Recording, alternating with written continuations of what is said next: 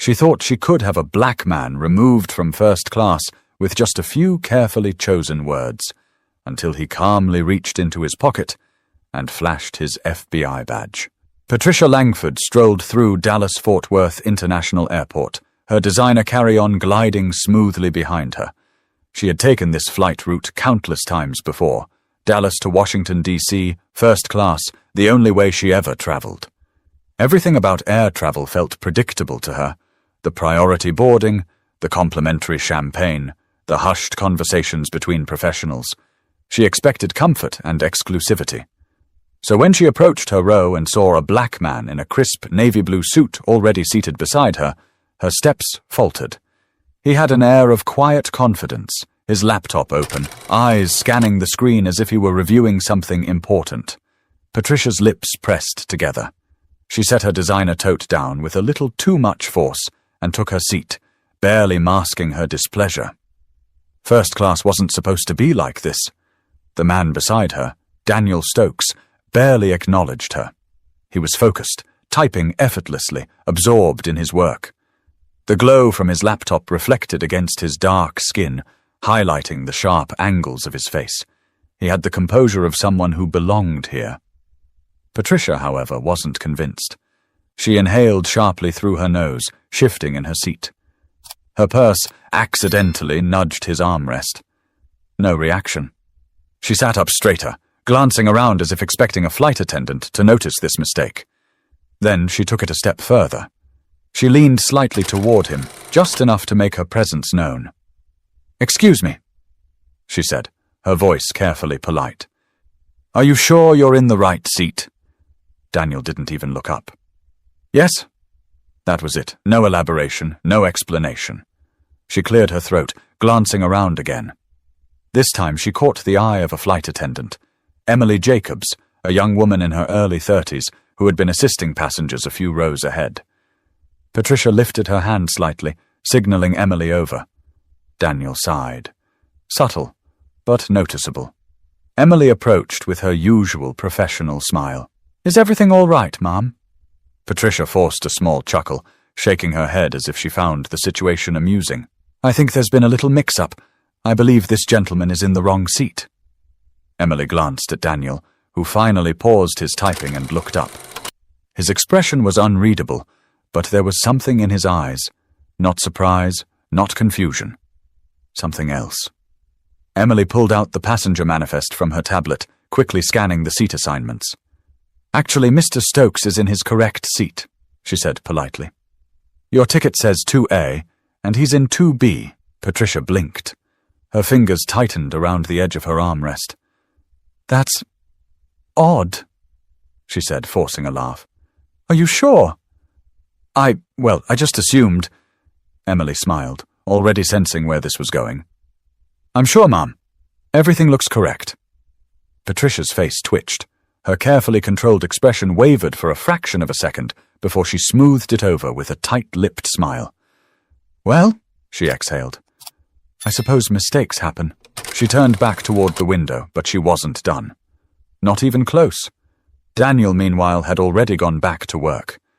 Emily hesitated for a second, sensing the tension, then gave Daniel a quick nod before stepping away. But Patricia was stewing. Her fingers tapped against her knee. Her breath was shallow, eyes darting toward the flight crew, then back to Daniel. He wasn't reacting. He wasn't explaining himself or offering any reassurances. He wasn't playing into the little game she had expected him to play. That made her angrier. She wasn't the kind of woman to let things slide.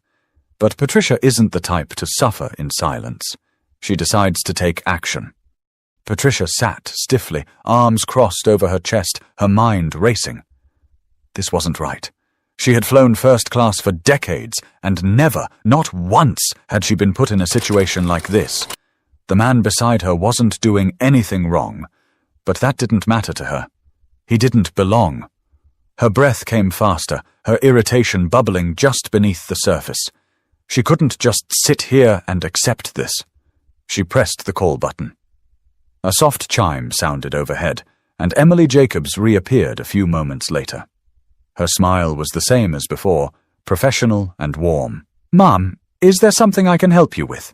Patricia kept her voice low, her tone carefully measured. "I'd like to request a seat change." Emily blinked. "Oh, are you uncomfortable?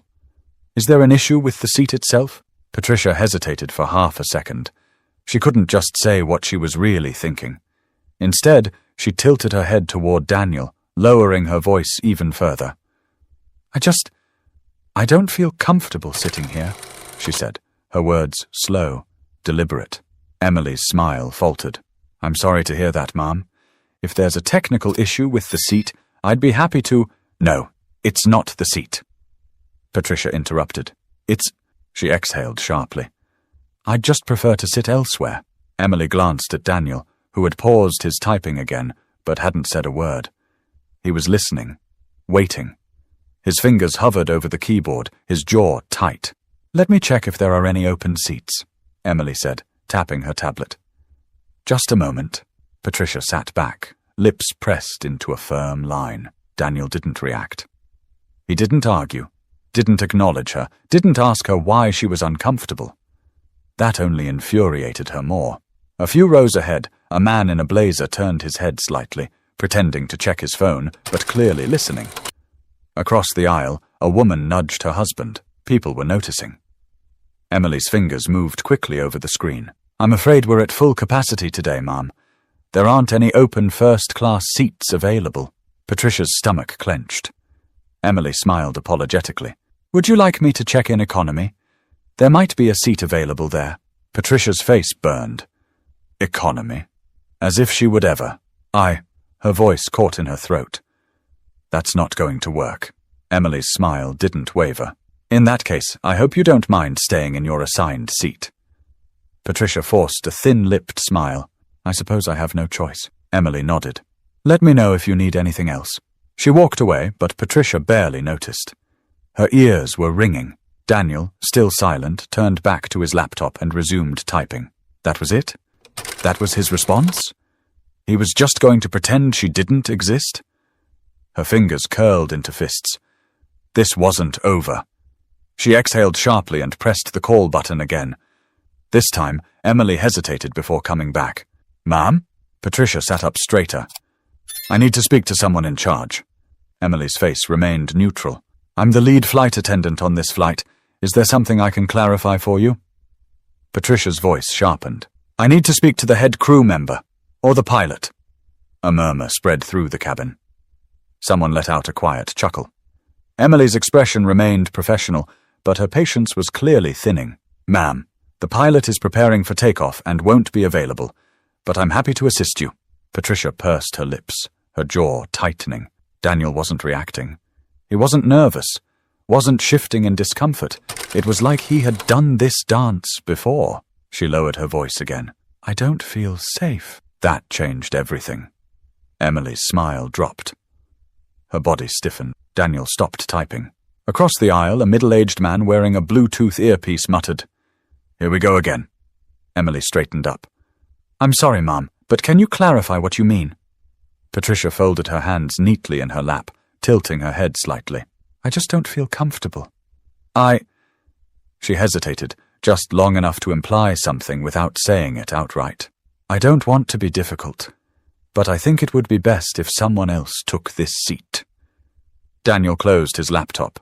This time, he looked her directly in the eye. And for the first time, Patricia felt a flicker of uncertainty. But Patricia isn't letting this go. And now, she's getting louder. A hush settled over the cabin, the weight of Patricia's words hanging in the air. "I don't feel safe." The phrase carried power. It wasn't loud, but it didn't need to be. It was carefully chosen, designed to trigger a response. Emily, still standing beside her, didn't move right away. Her posture stiffened, and her eyes darted toward Daniel, who had now fully closed his laptop, hands resting on top of it. He wasn't smiling. He wasn't frowning. He just stared at Patricia, studying her. Patricia didn't waver. Not yet. Emily exhaled slowly. "Ma'am," she said carefully, "are you saying you feel threatened?" Patricia tilted her head slightly, giving the smallest shrug. "I'm not saying that. I just don't feel comfortable, that's all." Across the aisle, the businessman with the Bluetooth scoffed and muttered, "Unbelievable. A young woman 3 rows back lifted her phone slightly, pretending to text but clearly recording. A few other passengers whispered among themselves, heads turning in Patricia's direction. Patricia noticed. She could feel the shift. The tide was turning against her. But she wasn't about to back down. "This is a simple request," she continued, feigning politeness. "I'm just asking to be accommodated. If I'm uncomfortable, I should have the right to move seats, shouldn't I?" Emily's jaw tightened. "Ma'am, I already checked, and there are no open first-class seats available." Patricia pressed her lips together. "And coach?" Emily hesitated. "There are 2 open seats in economy." Patricia straightened. "Perfect. He can take one of them." A low ripple of murmurs spread through the cabin. Daniel inhaled deeply, his fingers drumming once on the surface of his laptop before going still. He wasn't arguing, wasn't responding, but he also wasn't moving. Emily blinked, as if replaying Patricia's words in her mind to make sure she heard correctly. "Ma'am," her voice was lower now, firmer. "Just to clarify, you want me to move this passenger to economy, because you don't want to sit next to him?" Patricia nodded once, sitting straighter. "Yes?" Emily inhaled through her nose. "That won't be happening." Patricia's eyes snapped up. "Excuse me." Emily folded her hands in front of her, voice unwavering. "Mr. Stokes has a first-class ticket, just like you.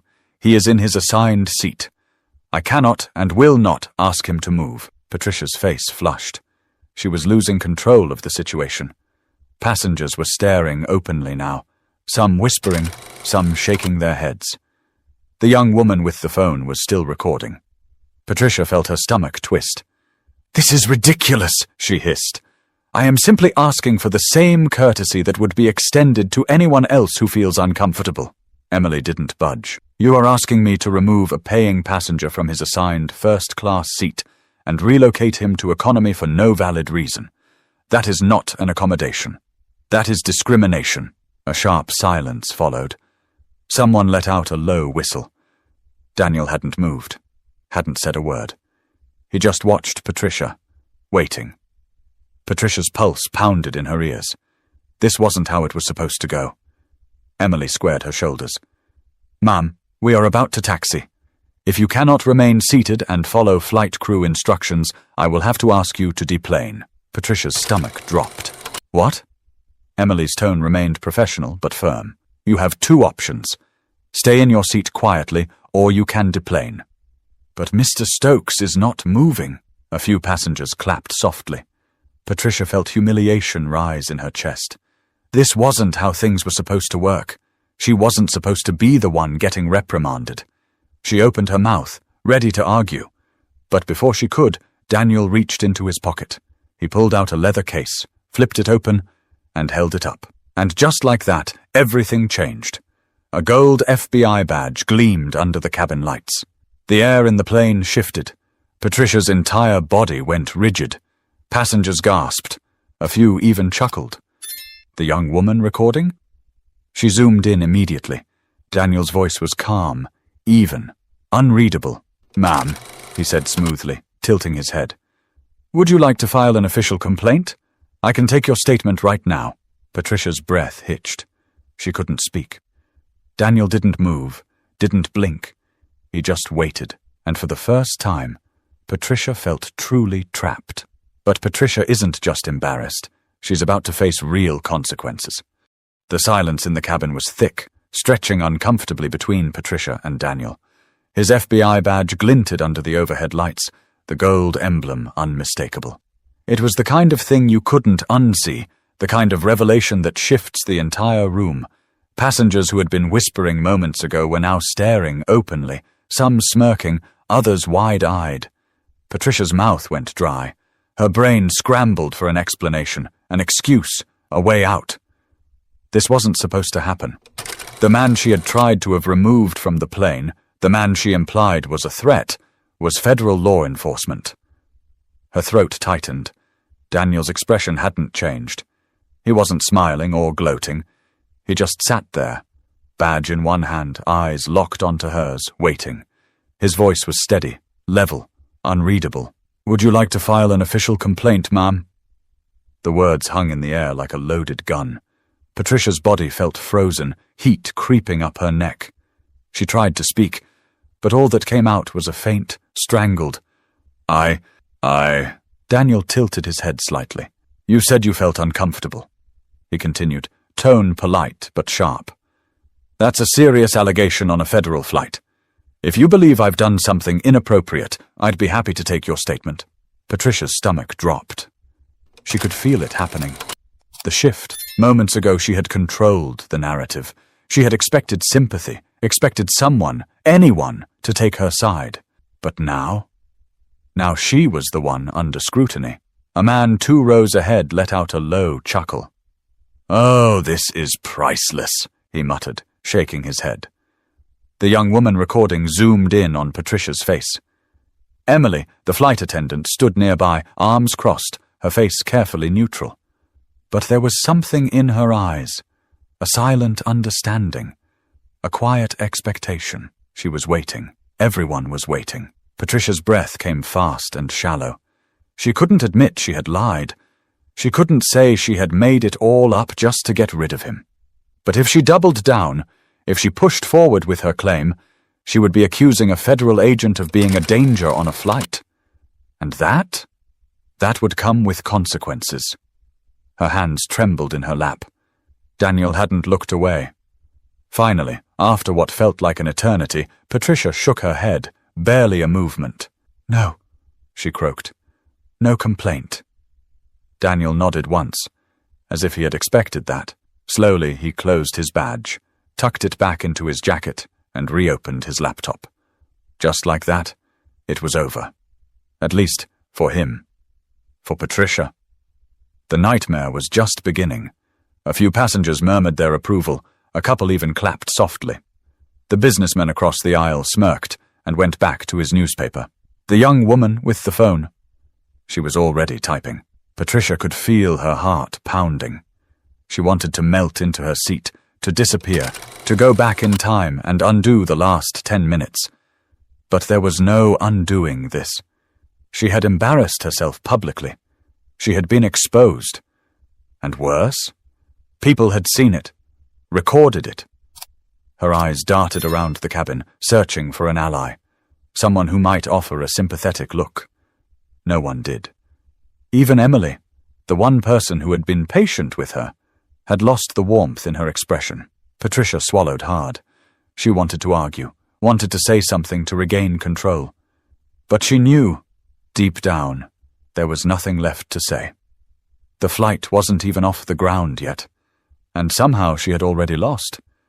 But Patricia isn't just embarrassed. She's about to face real consequences. Patricia sat rigidly in her seat, staring straight ahead. Her breathing was shallow, her face burning. This wasn't just embarrassment. This was humiliation. Daniel had already moved on. He had flipped his laptop open again, fingers tapping calmly on the keyboard. It was as if she didn't exist. The rest of the cabin, however, they hadn't forgotten. Across the aisle, the businessman with the Bluetooth smirked to himself. The woman recording had stopped typing, but her phone was still angled slightly upward, as if waiting for Patricia to react. Even the flight attendants, the ones who were supposed to be neutral, had a different air about them now. Emily, the lead flight attendant, stood nearby, watching. Patricia felt it all, the weight of the stairs, the quiet judgment in the air. She had miscalculated. Badly. Her fingers twitched in her lap, her heart hammering. This wasn't just some minor misunderstanding she could smooth over with a forced laugh and a dismissive wave. She had tried to have an FBI agent removed from his seat. On camera. The implications were settling in now, heavy in her chest. Her mouth was dry. Emily finally stepped closer, her tone still polite, but no longer soft. "Ma'am," she said, keeping her voice low, "I need to confirm that you're okay to remain on this flight without further disruption." Patricia stiffened. A handful of passengers glanced over, pretending not to eavesdrop, but absolutely listening. She wanted to snap, wanted to demand why she was the one being treated like the problem when all she had done was express discomfort. But Daniel's badge had changed everything. She was trapped now. The power she thought she had? Gone. She forced her lips into what she hoped was a calm expression. I'm fine. Emily's gaze lingered. Then slowly she nodded. I'm going to hold you to that. Then she turned and walked away. Patricia exhaled shakily, clenching her hands together in her lap. It was over. At least that's what she thought. A sharp chime broke the silence. She looked up just as the young woman with the phone smirked at her screen and tapped twice. Patricia's stomach clenched. She knew that look. She had seen it on her own grandchildren's faces when they shared something online, something meant to spread fast. Her fingers tightened around the armrest. She turned slightly, heart pounding, and stole a glance at the woman's screen. The video was already uploaded. Patricia felt like the air had been knocked from her lungs. The caption was simple.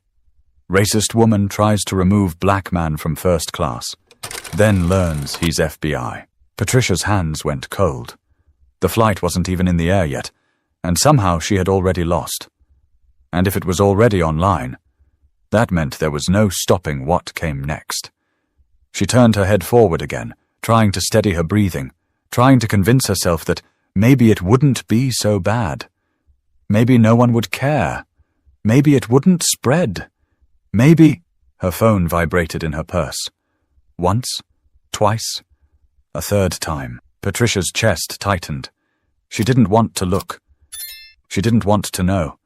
But her hands moved on their own, digging into her bag, fingers wrapping around the device. She pulled it out and her stomach dropped. Text messages. From acquaintances, from family, from people she hadn't heard from in months.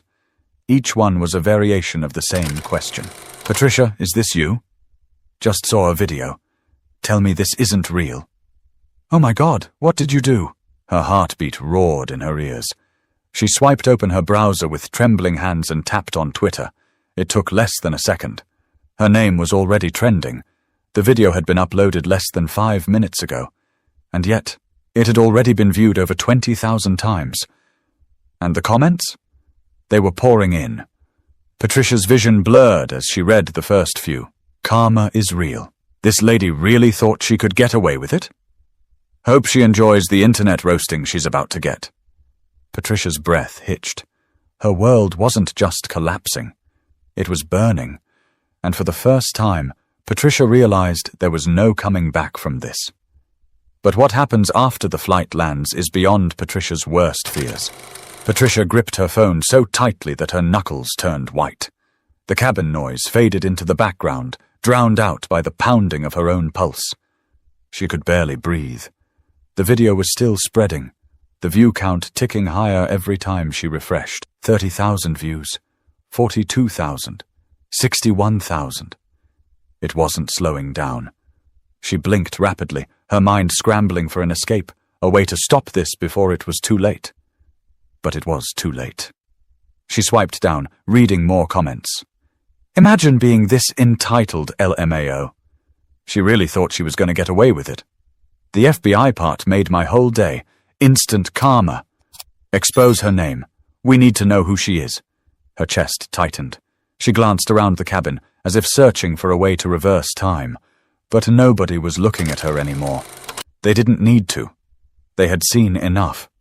She shifted in her seat, her whole body rigid. Daniel, still beside her, hadn't moved. His fingers tapped lightly on his laptop keyboard. If he was aware of the video, he didn't show it. He didn't care. And that, somehow, made it worse. Patricia's phone buzzed again. She flinched, then looked down. Her sister. She hesitated, then pressed the decline button with a shaky finger. She wasn't ready for that conversation. She wasn't ready for any of this. The plane had barely even taken off, and yet her world was already collapsing around her. She exhaled sharply, forcing herself to stay calm. She needed a plan, a way to fix this. She could apologize. Maybe that would help. No, that would only fuel the fire. She could ignore it, pretend she hadn't seen the video. No, that was worse. Her mind raced, her thoughts colliding, spiraling. And then the pilot's voice came over the intercom. Ladies and gentlemen, we are beginning our descent into Washington, D.C. The local time is 5:43 p.m., Please ensure your seatbelts are fastened as we prepare for landing. Patricia's heart dropped. Landing. She had been so focused on the chaos inside the plane that she had forgotten what was waiting for her outside of it. She refreshed the video one last time. 97,000 views. Her name was trending. Her hands shook as she stuffed her phone back into her bag, trying to convince herself that she could still get ahead of this. That maybe, just maybe, it wouldn't be as bad as she thought. But Patricia still hopes the storm will pass until she turns on the news. Patricia practically bolted off the plane the second the doors opened. She ignored the side glances, the quiet chuckles, the unspoken judgment hanging in the air. She just needed to get out. But as she hurried into Reagan National Airport, her pulse skipped at what she saw waiting near baggage claim. A cluster of reporters. Not a huge crowd, not yet. But enough. A woman in a navy blazer held a microphone near her lips, reading from her phone as a cameraman filmed her. The now viral video shows an unidentified woman attempting to have an FBI agent removed from first class, citing discomfort. The clip has gained over 1 million views in just a few hours. Patricia stopped breathing. 1 million? That was impossible. She turned her head quickly, praying they hadn't seen her. But one of the reporters locked eyes with her. The woman's face lit up. Wait, that's her! Patricia spun on her heel, panic spiking in her chest. She could not be seen like this. She moved fast, her heels clicking sharply against the tile floor. She needed to get to the exit. Now. But her phone buzzed violently in her purse. Texts, missed calls, alerts. She couldn't outrun it. She shoved past a group of travelers, her breath short, her hands clammy. She barely made it to the curb before her name was shouted behind her. Miss Langford, do you have a response to the video? She winced. She hadn't even realized her name had been released yet. A taxi slowed near the curb, and she nearly threw herself into the back seat. Go, she snapped at the driver. Now! He raised an eyebrow, but pulled away from the curb without a word. Patricia pressed her hands to her temples, eyes squeezed shut. 1 million views. Her stomach churned. She had built her whole life on careful reputation management, a good image, a respected name. And in a single afternoon, it was gone. Her phone vibrated again. This time it was a number she didn't recognize. She stared at it, heart hammering. Then, just before it went to voicemail, she swiped to answer. Hello? A brief silence. Then a clipped voice. Miss Langford, this is James Rollins, chair of the Marston Foundation. I assume you're aware of the situation. Patricia's mouth went dry. She had been on the Marston Foundation board for years, a charity that prided itself on its progressive image, inclusivity, and ethical leadership, and she already knew what this call was about. She swallowed. James, we're going to need you to step down, he interrupted. Immediately.